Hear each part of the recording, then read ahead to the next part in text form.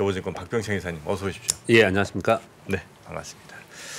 자, 우리 박병창 이사님께도 잠깐 여쭤봤는데 네. 그건 이제 증권에서 업무가 아니랍니다. 은행에서 그죠? 네. 예, 은행에서 보내는 거기 때문에 은행 쪽에 좀 문의를 해보는 게 좋지 않을까. 근데 부부 사이면 원래 그런 거는 보유 주식이나 재산 이런 거는 서로 숨길수록 좋죠. 째려보시는데 숨길수록 좋은 거 아닐까. 서로 모르게 하는 경우가 실제로는 더 많습니다. 보니까. 그래요? 네, 많이 네. 있더라고요. 이제 증권사 같은 경우에는 집으로 오지 않게 매매 그 월로 가고 있거든요. 이제 어디로 보내줄까? 불원이라고 해서 아예 보내지 마라. 아니면 메일로 보내달라. 뭐 이렇게 선택하게 되어 있거든요. 아마도 그쪽은 은행 쪽에 알아보면은 네. 그런 게 있지 않을까 생각합니다. 알겠습니다. 오, 그렇군요. 네. 자, 그런 것들 한번 잘 저희가 혹시라도 또 방법이 나오면 바로 또 알려드리겠습니다. 네. 자, 그럼 이제 오늘 예. 이제 미국 마감은 약간씩 플러스 되면서 이제 마감된 것 같고요. 예, 미국 시장이 약간 올랐습니다. 네. 최근 연속적으로 비슷한 움직임을 나타내고 있는데요. 상승 출발합니다. 그래서 장중에 하락을 해요. 그랬다 후장에 다시 오르는. 최근 며칠 동안 계속 이런 모습을 나타내고 있는데 어제도 그랬습니다. 그러니까 은행발 리스크가 좀 해소되는 것을 기대하면서 아침에 떠서 시작을 하고 야, 아니야. 그래서 우려의 매물이 나오는 거고 어제는 중간에 매물이 나왔던 것은 바이든 대통령과 옐런 장관이 은행 감독 및 규제 강화를 해야 된다 이런 얘기 나오면서 은행주들이 하락을 했고 찰수압 증권에 대해서 이제 문제를 지금 제기를 좀 하고 있습니다. 그래서 그게 어제 좀 빠졌어요. 그래서 은행주들이 빠지면서 장중에 하락을 했다가 네. 장 후반에 야, 아니잖아. 어느 정도 해소가 됐잖아. 그럼 다시 반등하고 또 길주가 올라오면서 반등을 했다. 그렇게 보시면 될 것 같고요. 특징적인 거는 그 3월 13일이 월요일이거든요. SBB 사태가 주말에 일어났어요. 금요일 날. 네. 해소가 되면서 월요일 날 시작을 했잖아요. 그리고 나서 오늘이 금요일이가 3주 됐지 않습니까? 미국 시장은 4일 하락했습니다. 4일 하락했어요. 굉장히 어수선하고 여러 가지 우려도 많이 하고 했지만 사실은 3주 연속 상승을 했다는 게 이제 특징이다 이렇게 보시면 될 것 같고요. 특히 이번 주에는 은행발 리스크가 이제 진정 국면에 좀 들어갔다라고 보시면 될 것 같고 그런 가운데 주요 빅테크 종목들이 상승을 했고 그래서 상대적으로 나스닥이 강했고요. 필라델피아 반도체 지수는 어제도 1.6% 올랐는데 그 전날에는 한 3.5% 올라니까 이틀간 5% 오르면서 상대적으로 빅테크들이 강한 네. 모습을 좀 보여주고 있습니다. 우리 시장은 어제 0.38% 올랐고요. 2,453포인트, 코스닥은 0.77% 상승을 해서 850포인트입니다. 코스닥은 뭐 계속해서 오르고 있는데 이 850포인트가 직전에 있던 하락의 하단 부분이에요. 그래서 이걸 돌파하면 그 다음은 이제 900포인트가 있는데 그래서 요즘에 이제 코스닥이 단기적으로 이제 급등을 하다 보니까 우려의 목소리가 좀 나오고 있다. 참고로 그렇게 말씀을 좀 드리겠고요. 어제 미국의 반도체가 강세를 보였죠. 그래서 갭 상승했습니다. 그런데 오전에 외국인과 금투의 프로그램 매물이 나오면서 상승폭을 축소했어요. 그런데 반도체와 2차 전지가 빠지지 않더라고요. 네. 강세를 계속 유지됐습니다. 그래서 오후 들어서는 외국인들이 아침에 선물을 매도하더니 오히려 선물을 1만 계약 이상 매수를 했고 프로그램 매수가 유입되면서 상승을 했습니다. 가만히 생각을 해보시면 외국인들이 선물을 1만 계약 이상 매수해요. 프로그램 매수도 몇천 원씩 들어왔습니다. 네. 그런 거에 비해서 코스피의 상승폭이 0.38%라고 좀 작죠. 어제 보시면 삼성전자, SK하이닉스나 시가총액 높은 종목들이 올랐습니다. 뭐 큰 폭으로 오르지 않았지만 그런데 이런 모습이 나타나는 거 보면은 전체적으로 시장은 2,500포인트 근처에 가면은 부담을 많이 느끼고 있다라는 것이 나타나고 있고 국내 기관들이 딱 이 근처 오니까 지금 팔기 시작을 했어요. 그래서 전체 지수에는 2,500포인트에 대한 부담 그리고 그걸 올라가면 매물이 좀 나오고 있구나. 그래서 그 매물을 극복하고 올라가야 되는 부분이 숙제로 남아있다. 그렇게 좀 말씀드립니다. 근데 코스피 기준으로는 그런데 코스닥은 굉장히 상승 각도가 예. 좀 부담이 전혀 없는 듯한 그런 모습. 코스피의 2,500이 코스닥의 850입니다. 차트로 보면요. 그러니까 말씀드리겠지만 그래요? 차트 오늘 네, 한번 네. 보여드리겠습니다.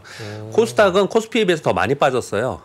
그래서 보통 기술적 분석을 할 때는 네. 직전의 저점, 고점, 그 저항 라인이 어디냐, 지지 라인이 어디냐 이렇게 따지는데요. 코스닥은 여기까지 올라오는 동안 그런 저항 라인이 좀 없이 올라왔습니다. 근데 지금 여기까지 와 있기 때문에 우려의 목소리가 좀 나온다. 제가 이렇게 서두에 좀 말씀을 드린 겁니다. 네. 참고로 아까 그 집으로 안 오게 하는 거 있잖아요. 한국 예탁 결제원에 가서 그 메뉴가 있답니다. 네, 한국 예탁결제원 가시면 뭐 스마트폰 이메일 수령이라든지 아니면 수령 거절 요게 있으니까 네, 그거 활용하시면 예탁결제원 홈페이지를 가서 그렇죠. 홈페이지를 가서 알겠습니다. 자, 그럼 계속해서 좀 이어가 볼까요? 네, 어제도 뭐 시스템 반도체, 후공정 패키징 반도체 일부 종목들이 뭐 강세를 보였고요. 정말 다행스럽고 정말 대단한 게 2차 전지 계속 강세를 보이고 있는데 지금은 이제 특징이 한 1주 전서부터는 종목별로 움직였는데 지금은 좀 낙수 효과에 의해서 장비 뭐 그 밑에 있는 종목들 다 오르고 있거든요. 네. 그래서 종목별로 순환 강세가 2차 전지는 좀 나타나고 있습니다. 그러니까 다 같이 움직이지는 않는다 표현을 드리는 거고요. 어제 로봇주도 강세를 보였고요. 그래서 강세 섹터 및 테마가 선순환이 지속되고 있어서 체감적으로는 좋은 장이 뭐 여전히 이어지고 있습니다. 네. 그 다음 페이지가 제가 이거 지워야 되는데 아니라서 여러분들 다운로드 받으시는 분들은 이거 오타이니까 이건 좀 이게 어제 겁니다. 이거 어제 거. 어제 거예요. 오케이. 예. 오늘 중국의 3월 제조업 서비스업 PMI가 발표되고요. 네. 유럽연합에서 3월 CPI가 발표되고 제일 중요한 건 미국의 PC입니다. PC. PC가 제일 중요합니다. 그런데 사실은 시장을 크게 움직일 만한 큰 이벤트는 아니에요. 이런 것들이. FOMC 회의잖아요. 근데 5월 초에 했습니다. 4월은 그런 이벤트들이 좀 없거든요. 먼저 그것도 말씀을 드릴게요. 다음 주 이벤트 한번 말씀드려볼게요. 네. 한번 화면을 보시면요.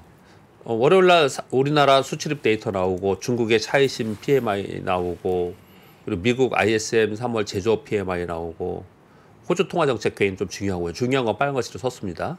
그리고 5일 날은 3월에 ADP 민감 고용 보고서 나오고 서비스 PMI 나오고 경기 선행지수 나오고 중국의 서비스 PMI 나오고 이런 거거든요. 네. 그리고 금요일은 이제 삼성전자 잠재 실적 발표 있고요. 이 보시면은 거의 대부분 경기 지표죠. 이게 지금 보면요. 시장을 확실하게 방향을 이끌 이벤트들이 있는 게 아니에요. 근데 그 밑에 보시면 이거 월요일 또 다시 말씀드리겠지만 4월의 주요 이벤트를 보면 우리나라 이제 금통위가 하나 있어요. 네. 그리고 IMF나 월드뱅크의 정례 회의가 있고 주태리 재무장관 중앙은행 총재 회의가 있고 베이지북이 있고 이거 보시면은 시장을 바꿀 만한 이벤트들이 아니잖아요. 그러니까 지금은 시장이 어떻게 지금 바뀌었냐면은 네.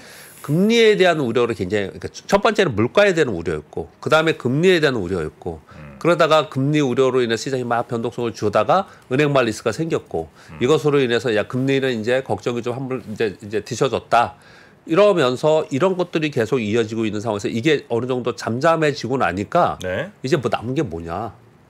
경기 아니에요? 예, 경기입니다. 경기하고 네. 기업 실적이다. 지금 곧바로 이제 4월 들어가니까 1분기 실적 발표로 넘어가는 거예요. 그러니까 경기와 실적으로 넘어가고 주요 지표들도 거기에 달려 있다. 그런데 그것으로 인해서 시장의 방향을 경기에 의해서 어떤 침체나 시스템 위기나 수급이 확 바뀌는 내용이 나와야지 시장은 방향을 바꾸는 거지. 그런 것들이 아닌 경기 동향 지표 갖고 시장을 확 바뀌지는 않거든요. 그러니까 지금 시장에서는 그러한 이벤트는 없다. 그러니까 빅이벤트는 없다 이렇게 생각을 하시면 될 것 같고요. 네.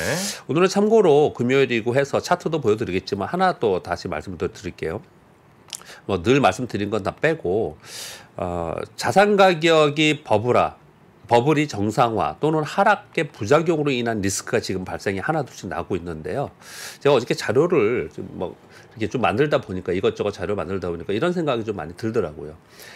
이번에 팬데믹 이전부터 오른 것들도 있지만 팬데믹으로 인한 유동성 보강으로 인해서 급격하게 오른 자산 가격이 오른 것들이 굉장히 여러 곳에서 있었습니다. 어제 괄호처라서 넣어놨는데 생각해 보세요. 코인 많이 올라섰죠. 코인. 부동산 급등했었죠. 주식 급등했죠. 그렇죠? 채권 수익률 이게 올라가면서 채권 가격이 급락했죠. 스타트업에 굉장히 각광을 많이 받았죠. 한동안. 그리고 전쟁 영향으로 인해서 플러스 알파가 돼서 원자재 가격이 급등했다가 또 급락하고 이랬지 않습니까? 네.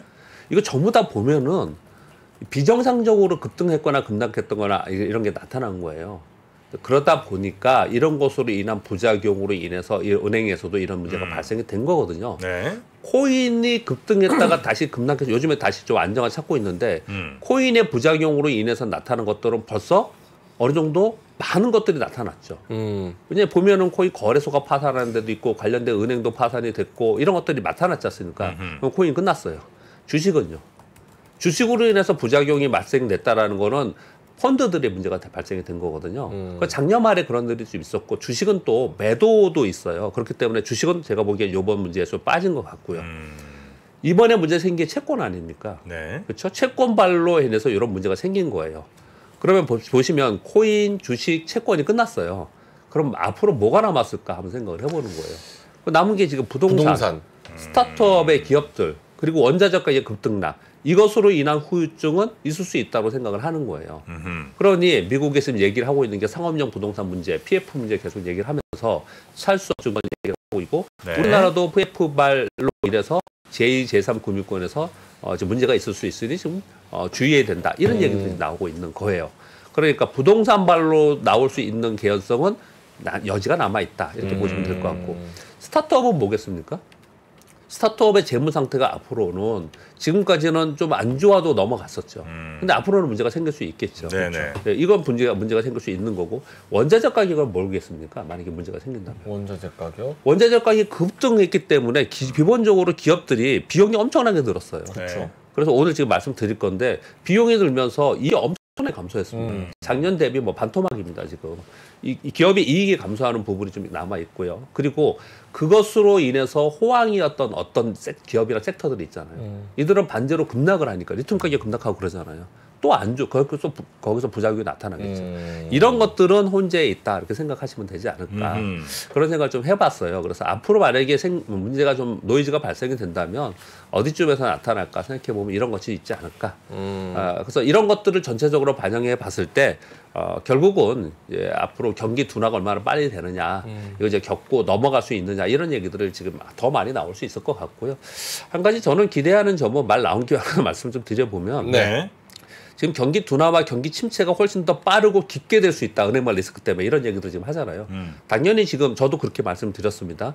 은행발 리스크로 인해서 디레버리징이 되는 부분들은 분명히 그런 요인이 되거든요.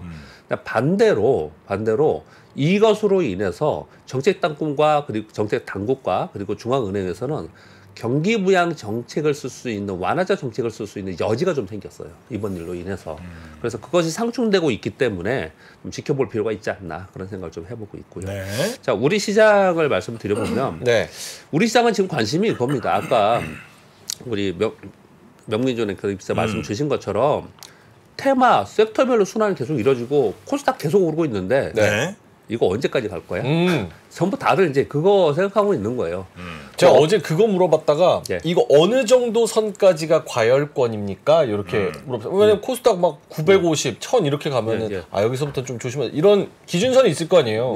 그거 어떤 분한테 여쭤봤다가 예. 요새는 수급으로 가는 거기 때문에 그건 아무런 의미가 없다. 그래서 의미가 없다라고 얘기하는 건 그냥 트레이더들이 얘기하는 거고 애널리스트 입장에서는 그렇게 얘기를 하면 안 되는 것 같고요. 네. 그런데 코스닥은 코스닥의 이익을 가지고 밸류를 계산하면은 코스피는 그걸로 계산하잖아요. 네, 네. 전체 이익이 얼마고 그래서 밸류를 계산하잖아요. 코스닥은 그렇게 계산이 안 돼요. 왜 안 될 것 같습니까? 수익 안 나는데도 워낙 많고. 워낙 많고 네. 여기는 그 뭐라 그러죠? 애널리스트들이 그 판단하는 기초 자료가 없는 데가 훨씬 많아요. 훨씬 많습니다.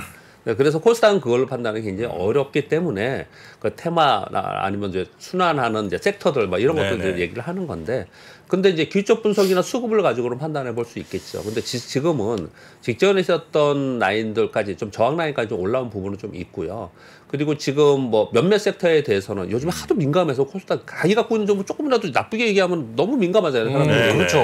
근데 제가 이렇게 표현을 드릴게요. 몇몇 섹터들 뭐 로봇도 그렇고 2차 전지 요즘 오는 거 다 그냥 다 뭉뚱그려서 말씀드려보고요. 네. 2차 전지도 그렇고 뭐 반도체의 어떤 것들도 그렇고 보면 보고서들 중에 애널리스트 입장에서는 이거 조금 과열로 가는 거 아니냐 이런 자료들이 나오고 있는 것은 분명히 맞아요.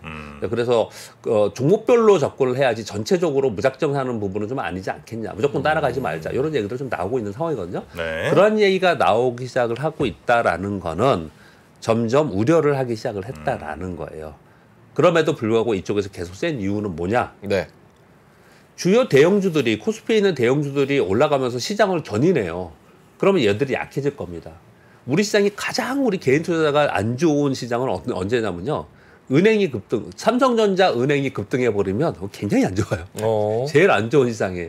코스닥 빠집니다 오히려. 그들이 올라가는 동안.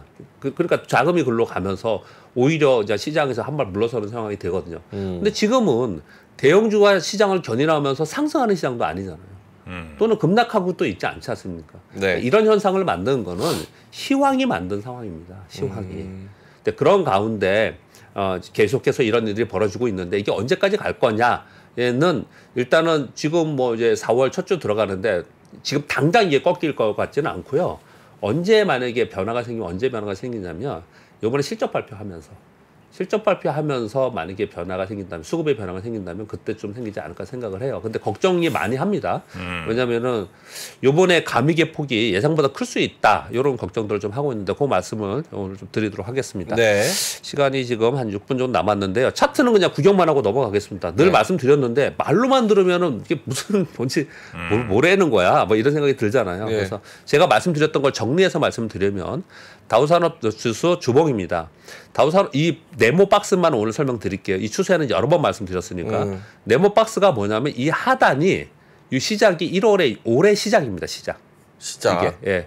그리고 다우존스 산업지수는 올라갔다가 올해 저점을 깨고 밑으로 내려갔다가 여기까지 왔죠. 그러니까 이거 연봉으로 보면 마이너스라는 거예요. 상대적으로 다우존스 산업지수는 이 밑에 있는 거고 여기 큰 음봉이 하나 있죠.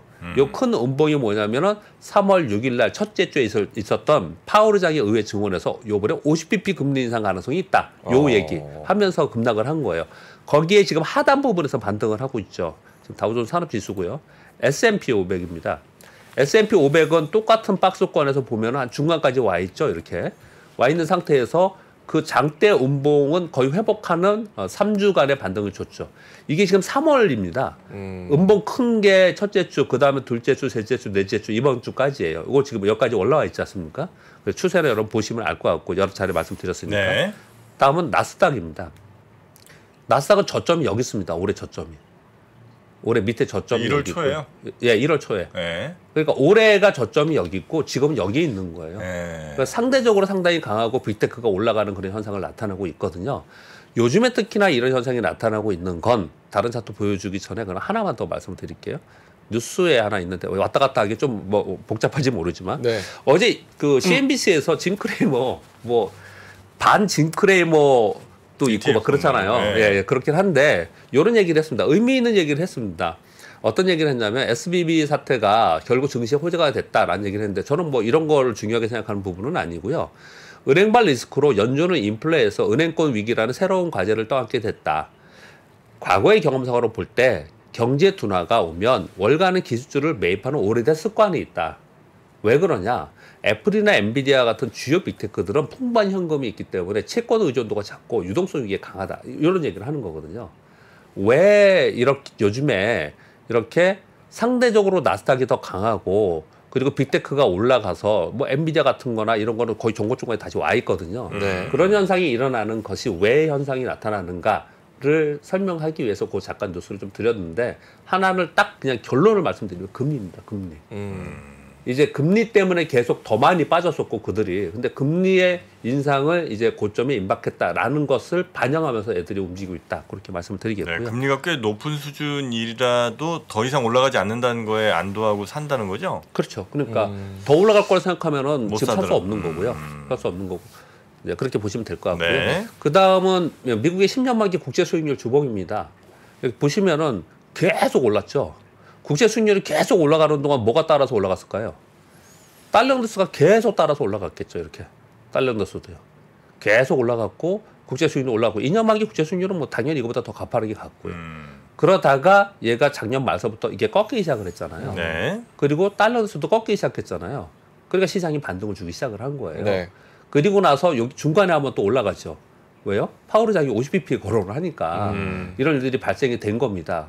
그러다가 요번에 은행발 리스크가 생기니까 이게 푹 떨어져 버렸잖아요. 그러니까 은행발 리스크 해소돼요. 그러면 이게 다시 2위로 올라갈 수 있을까? 이걸 여러분들이 한번 생각해 보세요. 이게 2위로 다시 올라갈 수 있을까? 이게 만약에 2위로 정고점을 돌파하면서 달러스가 105를 넘어가고 이 지금 신용환기 국채 수익률이 4% 이상으로 가고 또 그다음 마지막 게 있는 건 원화인데 우리 원화 환율이 1,350원 위로 가고 이런 일이 벌어지면 우리 시장은 다시 내려가는 상황이 되겠죠. 근데 그렇지 않은 환경이라고 한다면 시장이 쉽게 내려가지도 못한다는 표현을 제가 드리고 있는 거예요. 근데 이게 어떤 상황이 되면 2,500을 돌파하고 더 위로 2,600을 향해서 가고 2,700을 향해서 갈 수 있느냐? 이것은 제가 여기서 지금 뭐 얼마 전에 설명을 드린 바 있는데요. 이 원화가 지금 이렇게 쭉 계속 올라가다 계속 떨어졌잖아요. 네. 1225원까지 갔지 않습니까? 그래서 1300원 위로 갔잖아요. 그럼 여기서 여기까지 올라가는 동안 시장은 하락을 했어요. 그리고 여기 이렇게 떨어지는 동안 시장이 다시 반등을 줬습니다. 지금은 오도 가도 못하는 거예요. 이거가 딱 그냥 베타계수 1이에요. 그냥 여기서 그냥 오도 가도 못하고 있는데 이 상황 속에서 얘가 이 전저점을 깨고 내려가는 안정된 모습을 나타내면 똑같이 시장이 그거 와서 베타계수 1로 따라서 가는 겁니다. 그래서 환율 움직임과 그리고 국제 수익률 움직임을 보면은 지수는 판단할 수 있지 않을까 이렇게 판단을 좀 말씀드리겠고요. 네. 이제 코스피 주봉입니다. 아까 지금 우리 명익현님께서 말씀을 주신 보세요. 코스피 주봉에 이 옆으로 쭉 근 게 2,500포인트예요. 네. 이게 2,500포인트인데 이게 몇 차례나 이게 지금 못 돌파하고 있는 거죠. 이거 돌파하기가 쉽지 않아요, 시장 환경이. 그래서 자꾸 이제 기대는 하고 있지만 뭔가 좀 계기가 있어야 되는데 지금 이제 그런 모멘텀이 있는 상황이 아니라서 올라가면 또 기관들은 매물 나오고 그러거든요. 근데 비교를 해볼게요. 얘는 그 다음에 코스닥이에요. 이 코스닥은 이 고점이 그 라인이 어디냐면 여기입니다, 여기.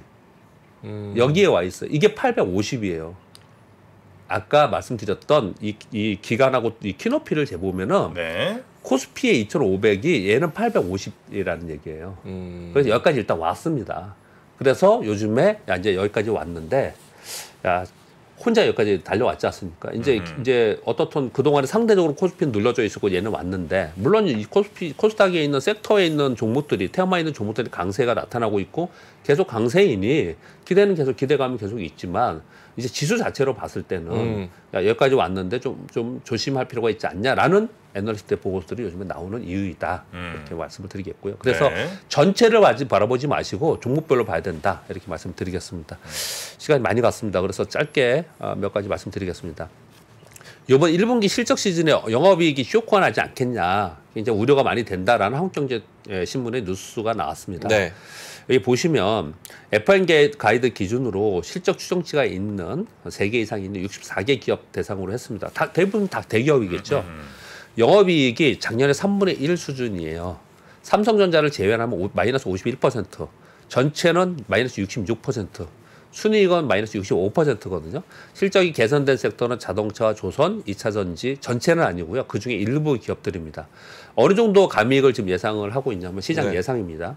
삼성전자는 마이너스 89, 포스코홀딩스 마이너스 66, 삼성전기 마이너스 68, SK이노베이션 마이너스 66, LG화학 마이너스 40, 현대제철 마이너스 63, 금호소기화 마이너스 76. 어마어마하죠. 여기 보시면요. 그래서 뭐 오늘 그림까지 이렇게 좀 그려놓고 그랬는데 와. 뭐 이건 대표 종목이기 때문에 올려놓고 얘들이 나쁘다라는 게 아니고요. 대표 종목이라서 이제 해놓은 건데 영업이익이 작년 동기가 36조가 넘었는데 이번에 12조라는 거예요. 어마어마하게 사실은 지금 예상이 지금 충격이 큽니다. 사실은. 그런 생각해 보세요. 여기 있는 종목들 잘 보시면요. 삼성전기도 그렇고 포스코홀딩스도 그렇고 SK이노베이션 어쨌든 거고 LG화학도 그렇고 여기 종목들 몇몇을 보면은 주가가 빠져 있나요? 안 빠져 있습니다. 올라 있습니다. 올라 있어요. 많이 올라 있는 종목들 많습니다. 향후에 좋아질 걸 기대감을 갖고서 올라온 종목들 많이 있고요. 네. 또는 아직까지 밑에 있지만 향후에 좋아질 건덕지가 별로 없어. 그래서 못 올라온 종목들도 있거든요. 그래서 이번 실적 발표에서는 중요한 건 뭐냐면 제가 우리 어제 그저께 마이크론 테크놀로지 실적 발표 봤듯이 마이크론 테크놀로지도 작년 대비 50% 이상이 감익됐어요. 우리하고 비슷하지 않습니까? 이런 감익이 됐지만 이 감익이 이번이 마지막이냐 여기서 선행할 수 있으냐 이런 커멘트가 훨씬 더 중요한 그런 상황이 될 텐데 여러분 지금 대형주만 이렇게 말씀을 드렸잖아요. 대형주는 인지를 하고 있지 않습니까? 중소형주는 인지하지 않는 상태에서 어닝 미스가 나면은 주가가 영향을 받습니다. 빠집니다.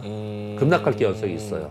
그 부분은 이제 체크를 해야 되고 우리는 그래서 지금 실적 시즌에 들어갔다는 부분들에 굉장히 관심을 가져야 된다. 그렇게 말씀드리겠고요. 어제 국회 K-14 본회의 통과했다라는 게 뭐 반도체 쪽에 좀 호재성 재료가 됐고요. 그리고 근데 질문 하나만 예. 드려도 되나요? 엔젤스님께서 어떻게 저런 수치가 나오는데 주가가 안 떨어지지 하시는데 예.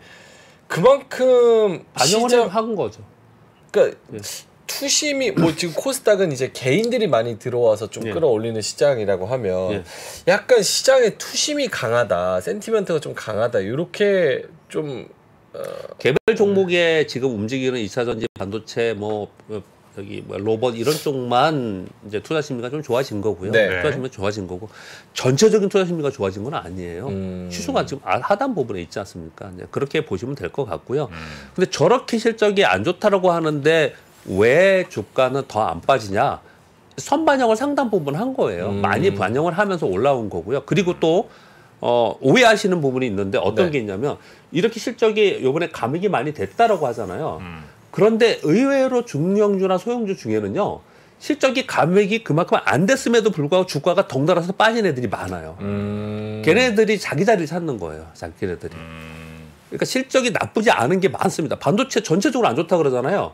여러분 보시면 반도체 기업들, 중소기업들 중에서 실적이 그 와중에도 계속해서 꾸준히 좋은 기업들이 있습니다.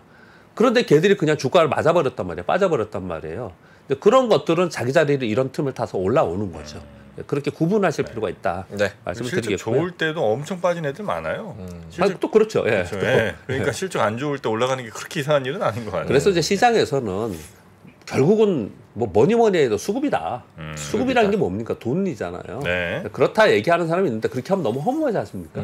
근데 그 돈이 움직이는 것을 해석하기 위한 게 시황인 거고 분석인 거예요. 그래서 돈이 어디로 움직이는 걸 아는 사람은 뭐 이것저것 공부할 필요도 없겠죠. 사실은. 마지막 거 6번만 한번 하겠습니다. 테슬라가 전력 반도체 SiC를 사용을 하고 있었는데 전력 반도체 칩을요, 반도체 칩을 이번에 저런 게이트 양극성 트랜지스터 이름 되게 어려워요. IGBT 이걸로 채택하려고 고려하고 있다 이런 뉴스가 디지타임스에 나왔어요. 뭐예요? 절연 게이트 양극성 트랜지스터 IGBT라고 한답니다. LGBT는 좀 아는데. 왜 그러면 이런 걸 하려고 그러냐? 이게 SiC는 훨씬 좋아요. 근데 이게 비쌉니다. SiC는 또 뭐예요? 전력 반도체 SiC. 전력 반도체. SiC. 짜증을 냈어요. GAN 있고요. 그래서 죄송합니다. 아니 왜냐면 당연히 아실 거 매일 얘기하시니까. 당연히 알아야 된대요. 죄송합니다. 오늘부터 절대 까먹지 말아요. 알겠습니다. 뭐 아까 그랬습니까? LGBT 아니고 뭐라고? 전력 반도체 SiC고 그다음에 SiC. 절연 게이트 양극성 트랜지스터 IGBT. 오늘 저기 뒤에 여러분들 좋아하시는 분이 계시는데 시간이 맞아요. 지나가가지고 마음이 급하시죠. 마음이 굉장히 급해서 한 줄로 이게 왜 중요한 뉴스인지만 한 줄로. 파우치형 굉장히 좋잖아요. 각형 맨날 썼었잖아요. 근데 테슬라가 원통용 한다 그러면서 다 원통용으로 바뀌어 버렸잖아요. 더 좋은 게 있음에도 불구하고 사실. 그런데 이번에 SiC나 GA는 훨씬 좋음에도 불구하고 조금 좀 사양이 떨어지고 안 좋음에도 불구하고 이걸로 비용을 줄이기 위해서 이걸 채택한다는 거예요. 만약에 채택하는 결정이 났다. 그럼 또 이 업계는 또 완전히 또 바뀌는 거잖아요. 테슬라가 이렇게 움직이니까. 그래서 이건 좀 관심 있게 봐야 되지 않겠냐 생각을 합니다. 시간을 좀 뒷부분을 좀 제가 잡아먹어서 여러분 죄송합니다. 뒷부분 좋아하시는 분들이 굉장히 많으시고. 어차피 뭐 크게 상관없는 게 같은 교보증권이세요. 같은 교보증권. 선배님이시죠? 오늘 저기 제가 못 봤습니다. 그렇습니까? 그냥 아무튼 뒷부분 교보증권 김영렬 센터 오시는 분한테 제가 죄송하잖아요. 그래서 말씀드렸고요. 자, 우리 박병창 이사님 한 주간 고생 많으셨고요. 주말 푹 쉬시고 월요일에 뵙겠습니다. 감사합니다. 고맙습니다. 복잡하고 어렵게 느껴지는 재무제표와 용어들. 친절한 투자 멘토 사경인 마스터가 매주 새로운 콘텐츠로 알기 쉽게 설명해드립니다. 재무제표 분석과 포트폴리오 구성, 양대 재무제표라고 그러면 대차대조표랑 손익계산서가 있거든요. 매수 매도 방법, 이때 사는 게 좋겠네, 이렇게 사면 좋겠다. 근데 이렇게 살려면 뭘 해야 되냐면요, 나머지 3분의 1은 놔둬봅니다. 어디까지 가는지. 실전 투자 팁까지 알려드립니다. 오직 3프로 멤버십에서만 만나실 수 있습니다.